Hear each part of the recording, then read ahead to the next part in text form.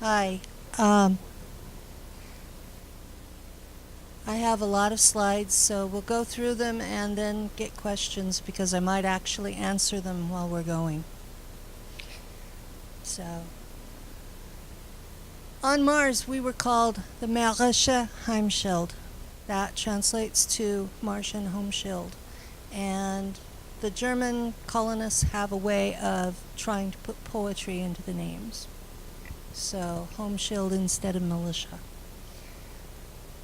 All of the German-based planetary or base militias are called Homeshield or Heimschild. It's a real military that fights real wars, and real people die in them. And so do real physical ETs. That's one of the differences between an ET and an alien. An ET is a physical being that dies when you shoot it. An alien just pops into another dimension and comes back and attacks you another way. All the various American and NATO troops that operate on Mars are under the command of the Heimschild. The weapons and equipment are provided by Nachtwaffen, which is the military of the German fleet. And they usually use the hand-me-downs like the National Guard in America uses hand-me-downs from the U.S. Army. That's a map of Mars, and that is the best resolution I could find. This is Olympus Mons, and it is the largest mountain in the entire solar system.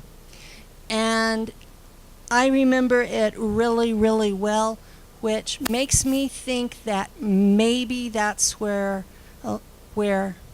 Aries Prime is, because I can't remember the actual location. But that spot, every time I see a map of Mars, that's what I zero in on. So that's the best evidence I've got. But this is what we're talking about, is Mars. The colony of Aries Prime as I knew it. I came to the Aries Prime colony through the New York jump gate in 1964 with a group of survivors of Langley's class of ~64. I was 9 years old, and we had all been mind fractured and entrained as psi weapons, and we had all also survived Montauk. We were turned over to the Marishe Heimschild as assets. And the first thing they did was what you would normally do with any small child, put them in school. At Langley, we were not taught anything that you would learn in regular school. We were taught how to use our psi abilities. When we got to Mars, we could barely speak English. We learned German really fast. We couldn't read or write in any language. We didn't know math. We didn't know science. All we knew was how to use our mental abilities. So the colonists speak Schwabian German. And in Germany today, it's considered like hillbilly English here. So it's a very distinctive accent. And when you use it on Earth, well, when I took German in college, my professor was from Berlin, and he'd been in the Luftwaffe in World War II. And I studied with him for 2 years, and when I got out, he cussed me up one side and down the other, and he says, "How the hell did you learn a Schwabian accent from me?"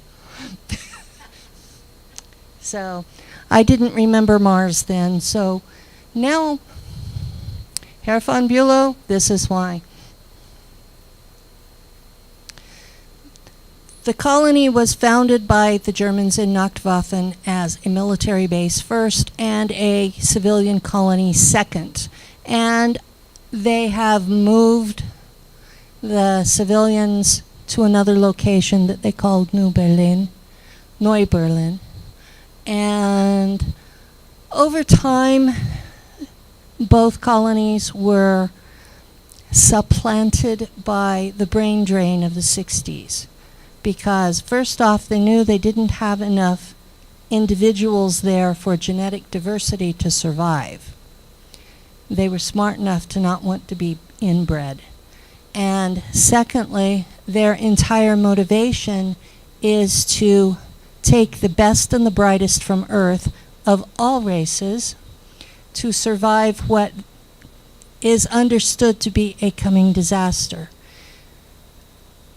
There are a couple of races that have laid claim to planet Earth as theirs, and they are planning terraforming for their needs. And under President Eisenhower, we did not have the resources to stop them. So the Germans in Antarctica and now the Americans are both planning to take people off-world.